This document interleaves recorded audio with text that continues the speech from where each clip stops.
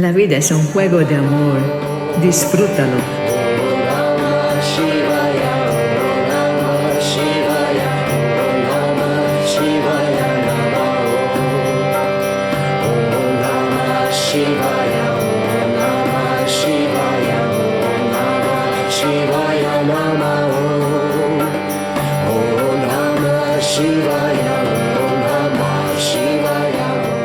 Únete a una evolución de conciencia. Om Namah Shivaya. Hoy quiero hablarles de Shastriji, que fue tan importante por el plan divino de Mahavatar Babaji desde siempre, y al cual todos tenemos que agradecer desde lo profundo del corazón. Les voy a hablar de Shastriji y en particular de mi experiencia con él. Sí, Shastriji fue fundamental. Y al final, como les contaré en los próximos episodios, fue él que reconoció oficialmente, públicamente a Babaji. Shastriji además siempre estuvo muy presente en mi camino espiritual y no solo, también en mi vida en general. ¿Recuerdan cuando les conté que fue Shastriji quien le dijo a Sabri Ma que pobrecita estaba muy preocupada por mis malísimas condiciones económicas? Fue él que la tranquilizó, diciéndole que no debía preocuparse en absoluto, porque yo encontraría todo lo que necesitaba en América. ¿Y se acuerdan? Las dos, Sabri y yo, pensamos que ya se estaba envejeciendo, pobrecito, y que no sabía lo que decía. ¡Qué tontería! Es que parecía algo tan imposible en este entonces. Pero qué absurdo, no creas, Shastriji. Shastriji siempre estaba inspirado por Babaji o por la Madre Divina, como ahora les voy a contar. Y lo que les voy a contar ahora fue un antecedente importante a este intento de Shastriji tranquilizarnos hablando de mi futuro en América, que a nosotros pareció un absurdo. Algunos meses antes, durante la festividad otoñal de Navaratri, que celebramos no en Erakan, sino en Chilianola, que es el otro ashram que Babaji pidió a Muniaji de construir. Muniaji era su grandísimo devoto, después hablaremos también de Muniaji. Entonces fue ya en este maravilloso otro ashram que se encuentra en Chilianola, cerca de Raniket, fue allá que Shastriji me dio una grandísima bendición. El Navaratri se celebra 2 veces al año, una en otoño y la otra en primavera. Y por tradición, los devotos de Babaji en India celebran el Navaratri de otoño, que cae, según el calendario lunar, entre septiembre y octubre en Chilianola. El Navaratri de primavera, que cae en marzo o abril, en Erakan. Ese año, me parece que era el 1994, estábamos celebrando el Navaratri de otoño en Chilianola, eran muchos devotos en ese ashram tan hermoso, que es como una verdadera terraza, con vista a los majestuosos picos nevados del Himalaya. El ritmo de la práctica de todos los días durante la celebración del Navaratri siempre es muy intenso. Es un fuerte compromiso, especialmente en Chilianola, por el clima de montaña, que es bastante frío allá. Las prácticas comienzan muy temprano por la mañana, antes que salga el sol, alrededor de las 4:30, y duran ininterrumpidamente hasta la noche, una tras otra, y un día tras otro, y no hay tiempo ni para respirar. Se duerme muy poco, se come solamente una vez al día. Es intenso, pero maravilloso. Y se imaginan cuando lo celebramos con Babaji, qué experiencia.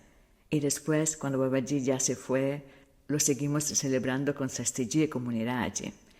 Igual, era algo muy, muy, muy especial de vivir. Esa mañana acabamos de terminar de participar en la ofrenda en la pequeña duni del ashram. Y Shastriji estaba saliendo para seguir a todos los demás, que todos en fila, pero rápidamente se dirigían, como cada mañana, directamente a la duni grande, que se llama Havan Kund, donde se hacen las grandes ofrendas al fuego. En la duni ofrece solamente una persona, pero en el Havan Kund muchos devotos se sientan alrededor del fuego sagrado para celebrar la ofrenda todos juntos. Y la energía que se genera es muy hermosa y poderosa. Así que todos estábamos ahora, después de la pequeña ofrenda a la Duni, yendo felices y sin perder tiempo al Havankund, como todas las mañanas durante el Navaratri. Esta mañana yo me quedé afuera de la Duni durante la ofrenda pequeña, porque la construcción que contiene la Duni, esta cabaña, no tiene mucho espacio. Entonces yo había dejado campo a otras personas y estaba participando desde afuera y estaba sentada en una grada de la escalinata externa que lleva al Havankund. Y en estos días me acuerdo que tenía como una tensión interior. Es que había ya 33 años y había pasado demasiado tiempo viviendo sin dinero. Prácticamente desde el día que dejé a mi familia, a los 18 años. Y ahora tenía 33 y seguía sin tener absolutamente nada. Habían sido de verdad 15 años muy largos. Y esta pobreza, que antes me encantaba porque era una aventura, ahora empezaba a pesarme. Y ese día, durante Navaratri, por primera vez, le pedí a la madre que me ayudara a salir de esas dificultades.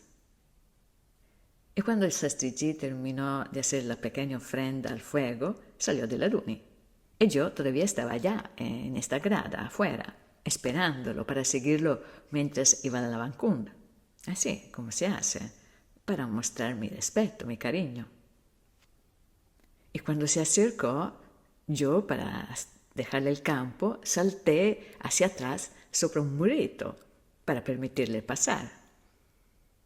Así que yo estaba arriba en el murito, lista para ponerme detrás de él y acompañarlo a la Havankund. Y él estaba subiendo las primeras gradas de la escalera.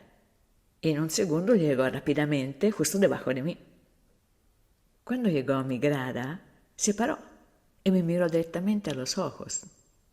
Shastriji era tan alto y yo tan pequeña que nos encontramos a la misma altura, yo de pie sobre el murito y él de pie en la grada más baja.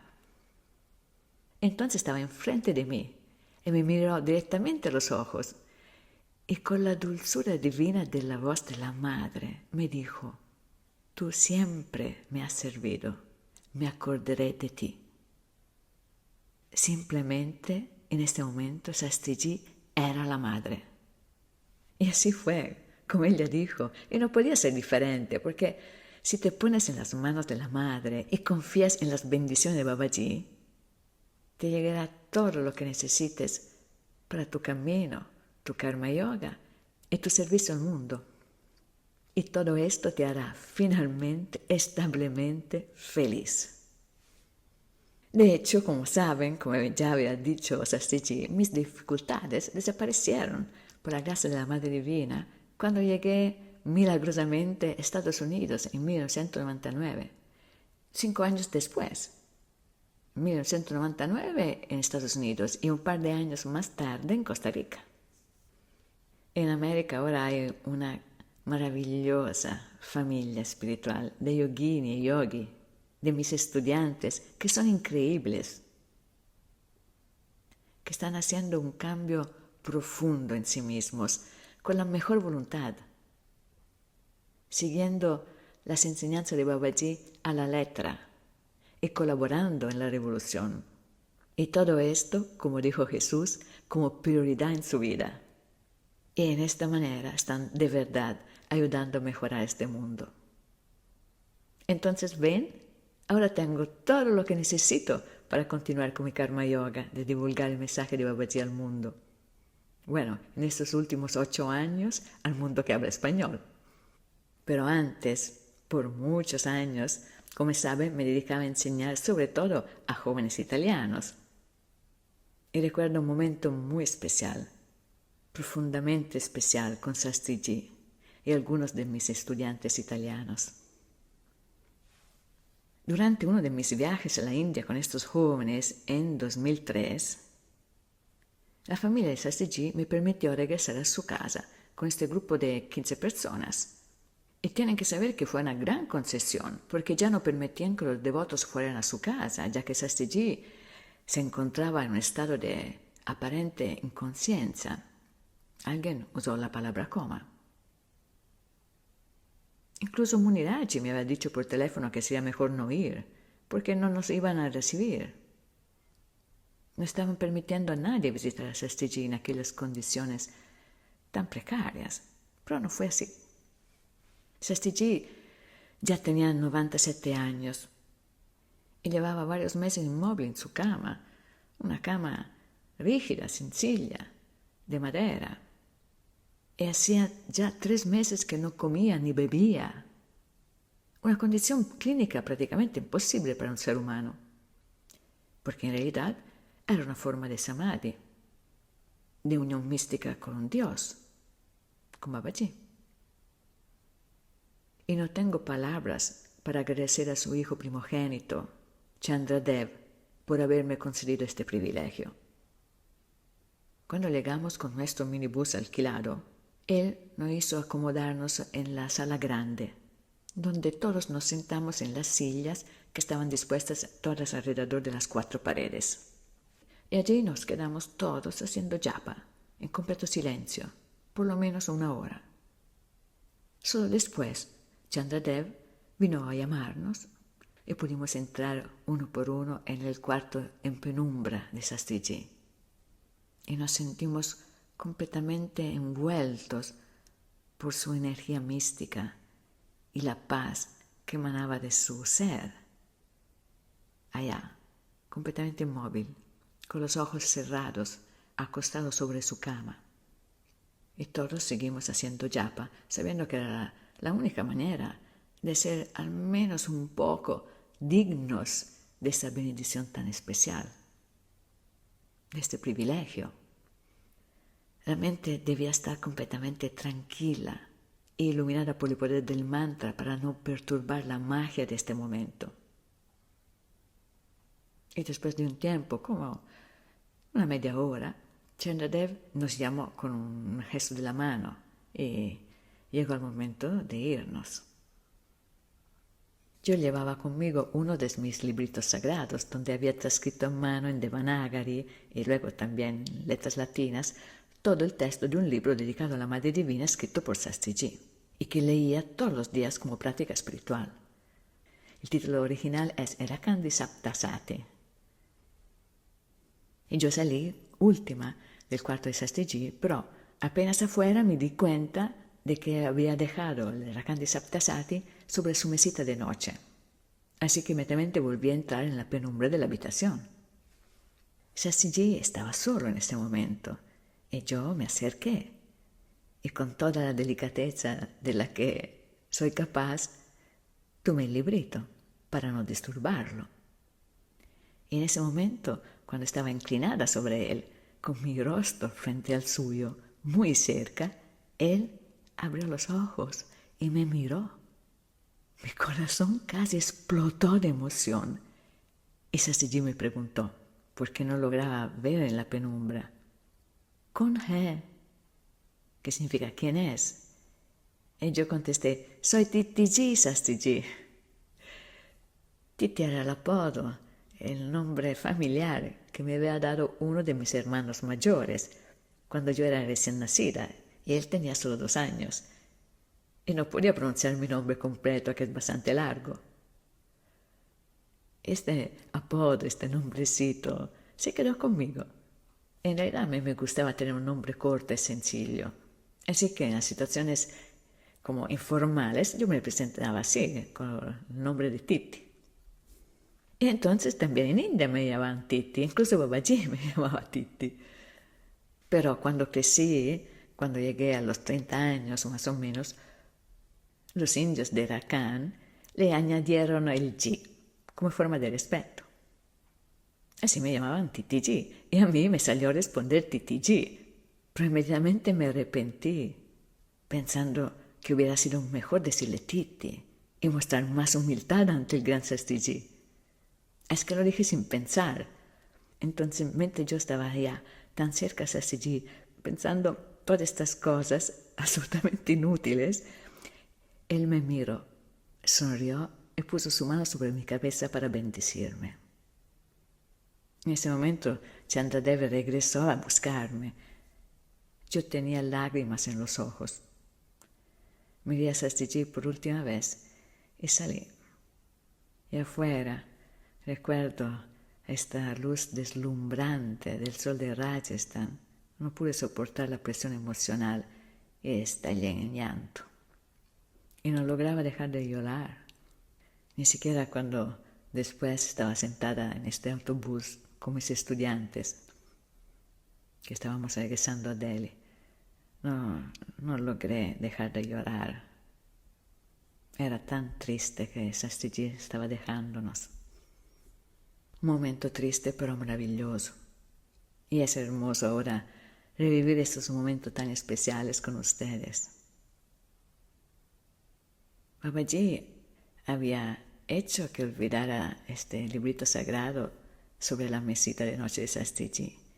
Y había en este momento devuelto a Sastigi a esta realidad para hacerme este regalo, permitirme recibir una última mirada suya y una última bendición antes de su samadhi. El samadhi es la unión con el absoluto.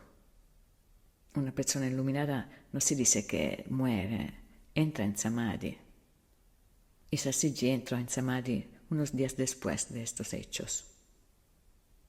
Sastigi, al igual de Babaji, era completamente libre y no prestaba ninguna atención a la arraigada costumbre oriental e incluso india, bueno, en realidad también occidental. En fin, no le importaba que fuera una mujer. Y siempre me sentí tratada por él como si fuera completamente igual a los hombres, tal vez incluso con un poco más de consideración.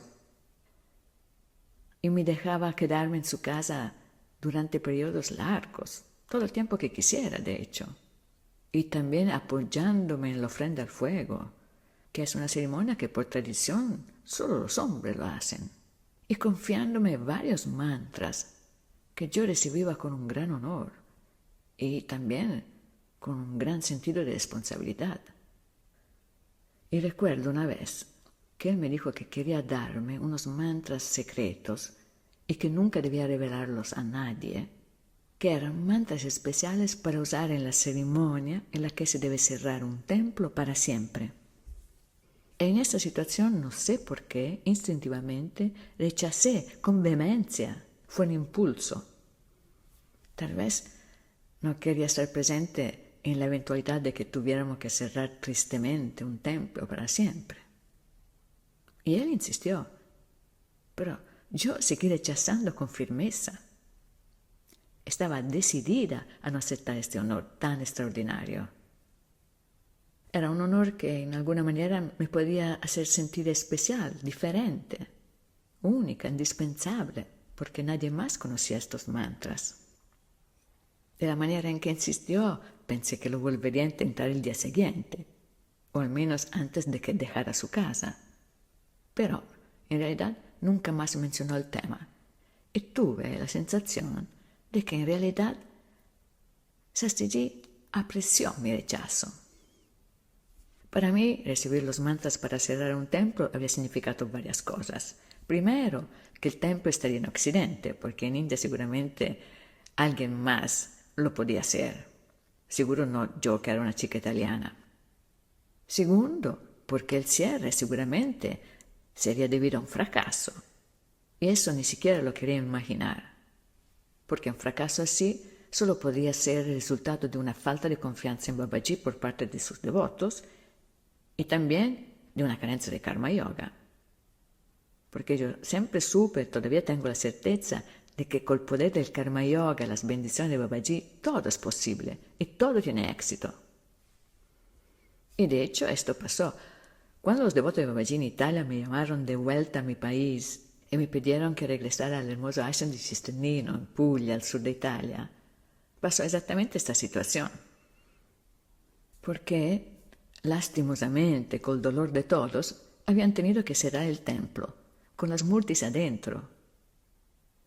Y en esta ocasión no me hizo falta para nada no haber recibido estos mantras tan especiales.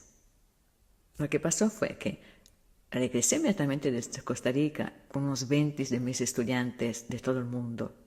Llegamos, reabrimos el templo, el ashram, restauramos este lugar sagrado a su antiguo esplendor y después de 6 meses regresamos a Costa Rica.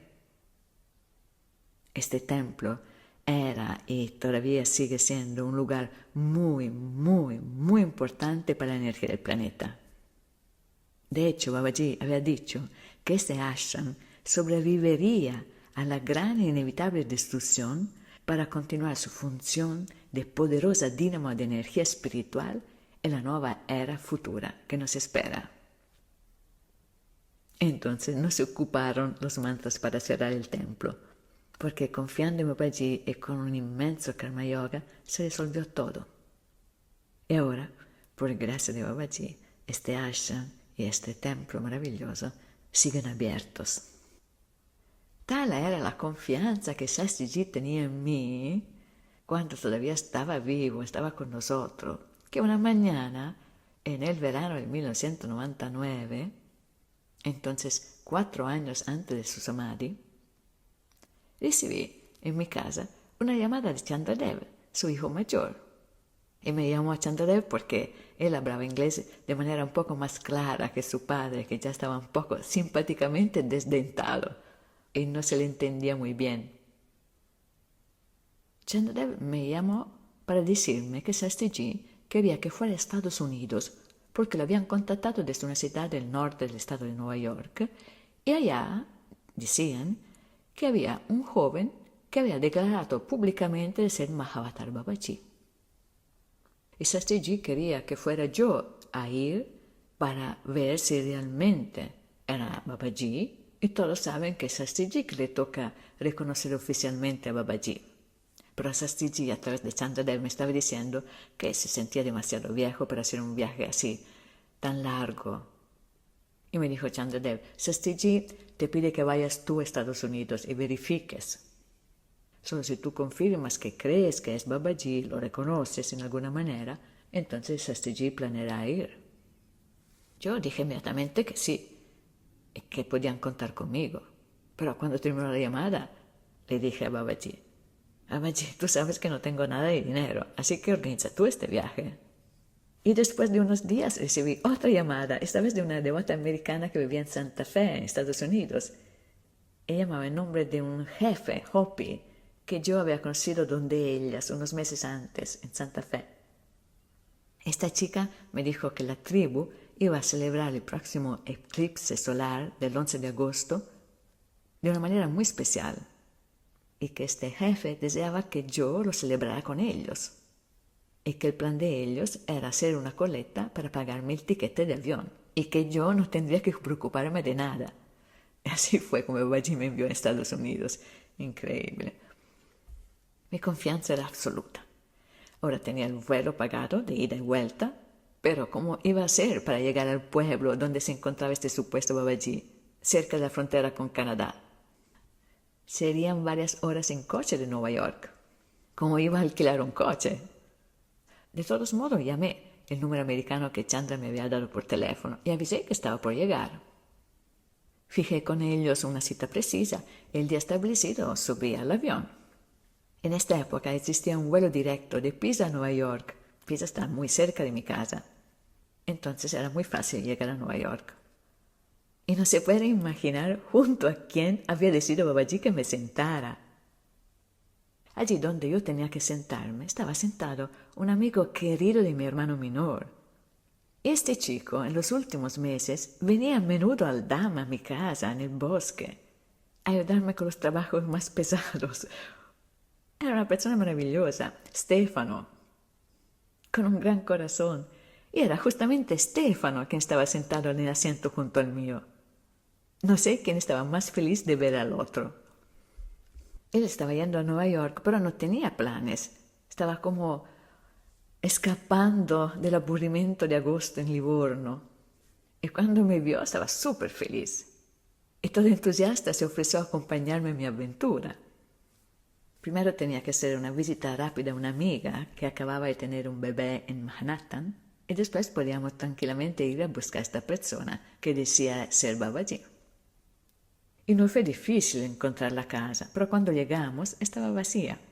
Preguntamos a los vecinos, que nos dijeron que los que vivían allí eran personas muy extrañas, muy raras, y que el día anterior habían dejado la casa muy rápidamente, como si hubieran huido de repente.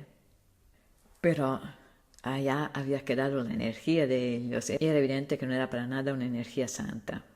Entonces llamé a Sastigi y lo tranquilicé, diciéndole que podía quedarse tranquilo en su casa en Rajasthan.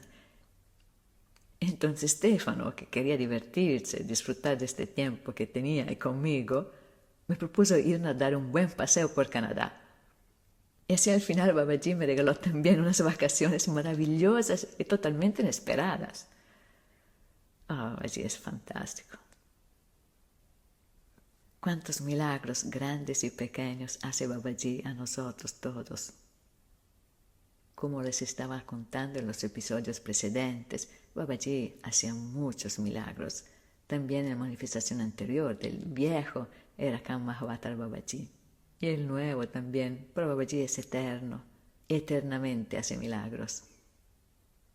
Y yo también tuve la gracia de recibir varios milagros de Babaji, y uno particularmente inmenso, que llenó mi corazón con la más grande alegría humana hace ya muchos años.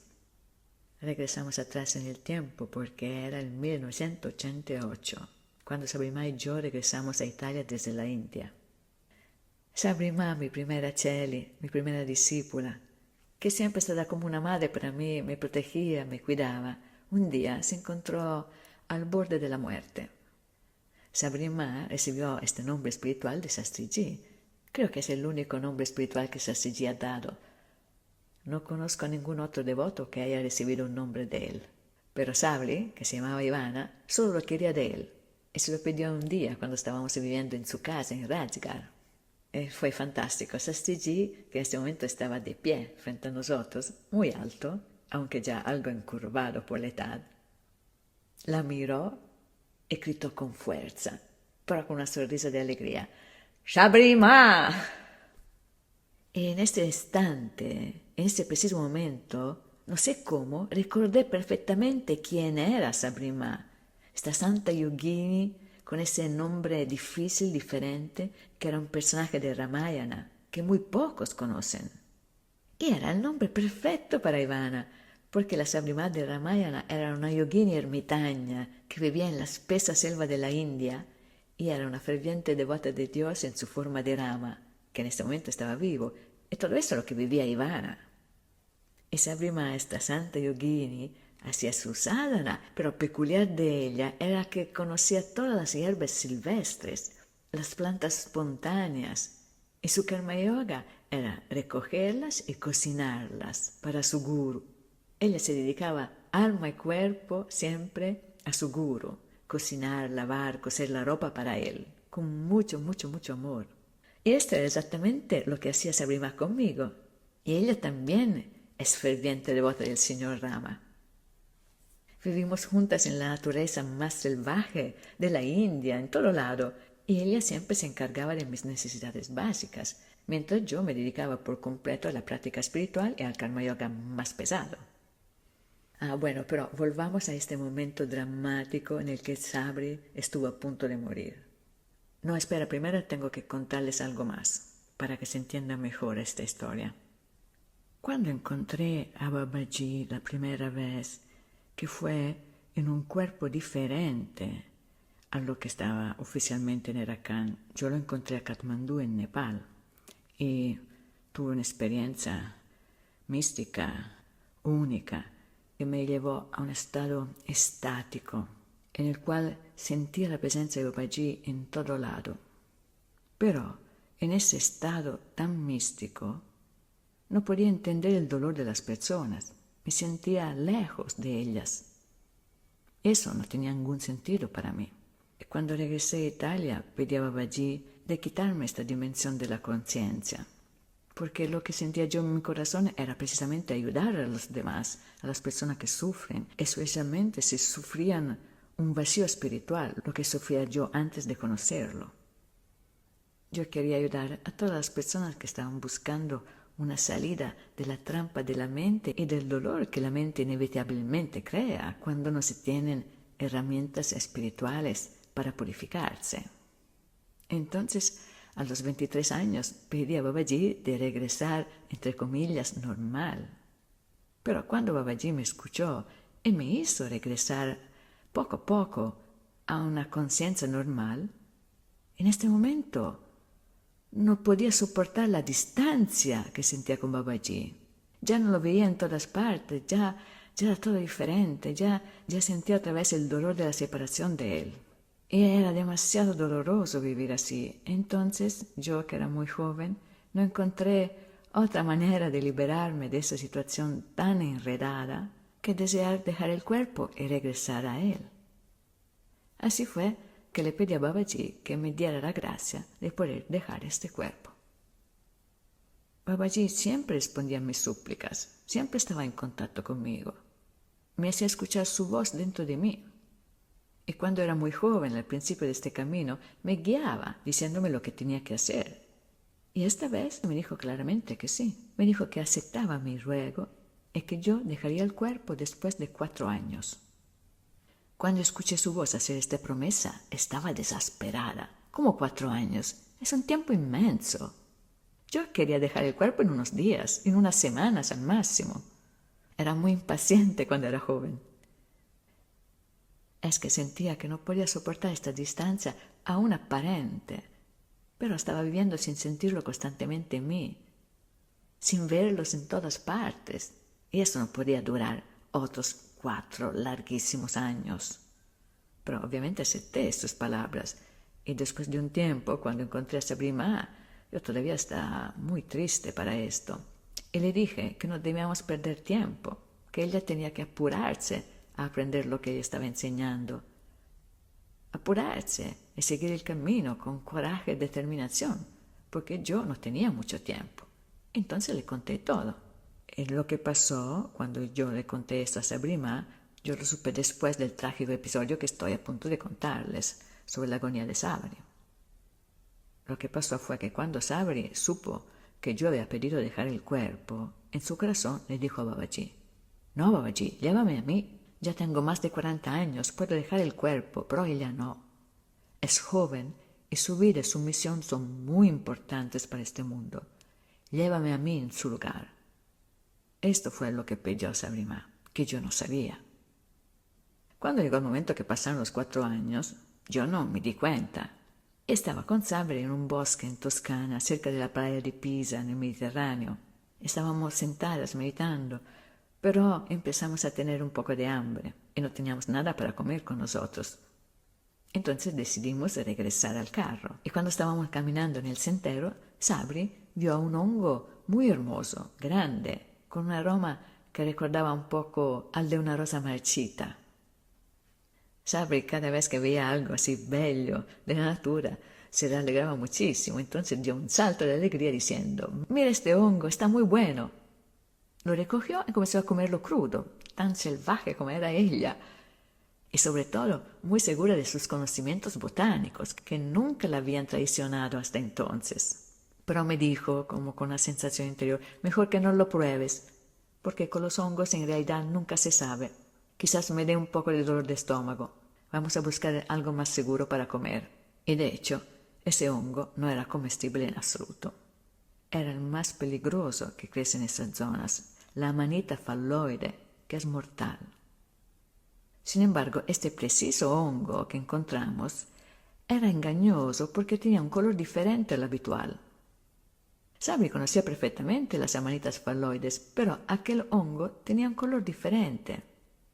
Sabri conocía las amanitas falloides del norte de Italia, donde ella vivía, donde hay bosques de robles, de castaños, mientras que allá, cerca del mar, había una vegetación completamente diferente, con árboles distintos que afectaron el color del hongo.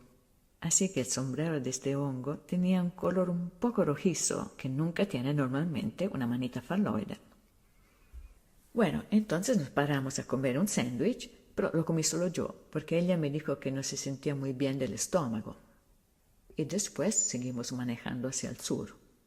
Y nos paramos en un lugar que amábamos mucho, que todavía yo amo mucho, que es un acantilado alto, rocoso, a la par del mar, cerca de Livorno. queríamos seguir con la meditación que habíamos interrumpido por el hambre.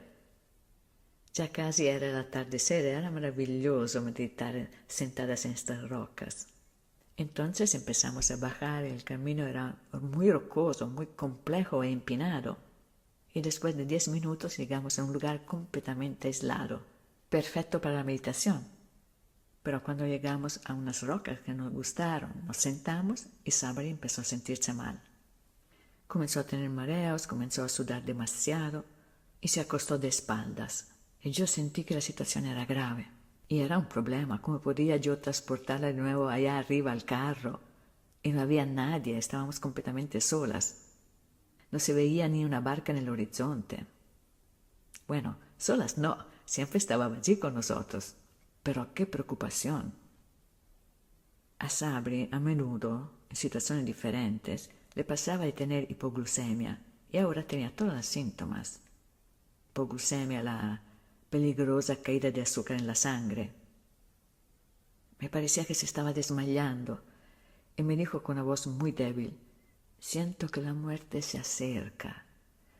A Sabri, que siempre tiene una sensibilidad increíble también de las cosas sutiles, le creí inmediatamente. Entonces me levanté y con 2 saltos llegué a una roca aislada para hablar con Babaji. Pero mi corazón estaba gritando del dolor y yo no logré hablar con Babaji. Entonces dije a Babaji: sálvala, con un tono de mando que no admitía réplica. Esto es lo que me salió. Estaba como loca del dolor. No podía aceptar que Sabri tuviera que dejar el cuerpo. Entonces, con este gran dolor en el corazón, regresé donde estaba Sabri y allí estaba, inmóvil. Pero la vi con un poco más de color en el rostro. Me quedé cerca de ella y después de un tiempito ella me dijo con una voz muy débil: parece que esta energía de muerte está descendiendo hacia los pies, poco a poco. Y después de un rato me dijo: mira, puedo mover los dedos de las manos. Y poco a poco recobró el control de todo su cuerpo, hasta que me dijo: ha salido de los pies, se ha ido. Yo no entendía a qué se refería, pero la abracé con la felicidad infinita y le dije que había ido a hablar con Babaji, aunque en realidad decir hablar era un poco un eufemismo. Fue solo dopo mucho tiempo después que logramos analizar todo lo que había sucedido. Entonces lo que entendimos fue esto. Yo, por amor a Babaji, había llamado a la muerte. Ella, por amor a mí y a la humanidad, la había traído hacia sí. Y yo, por amor a ella, había ordenado a Babaji que la dejara vivir. Y así, con esta dinámica de amor, logramos seguir nuestras vidas y nuestra aventura en este planeta. Había gritado mi voluntad a Babaji y Babaji había obedecido inmediatamente. A veces las personas me preguntan: si lo que es correcto es aceptar todo como voluntad divina, entonces Mataji, no se puede rezar por alguien o pedir algo a Dios o a la Madre Divina. Y para mí, cada vez que escucho esta pregunta, es imposible no recordar este momento, esta oración, que no fue una oración, no fue una solicitud, una súplica, ni una invocación, sino fue una orden airada que no admitía réplicas y a la que Babaji, en su inmensa compasión, había obedecido. Había obedecido a esta pequeña hija que le había gritado indignada y furiosa que salvara a Sabrima. Así que, chicas y chicos, todos podemos hacer nuestras peticiones a la divinidad, a la Madre Divina, a Jesús, a Babaji, como quieran, pero siempre que nazcan de un corazón puro. Om Namah Shivaya. Shivaya Namaha Om.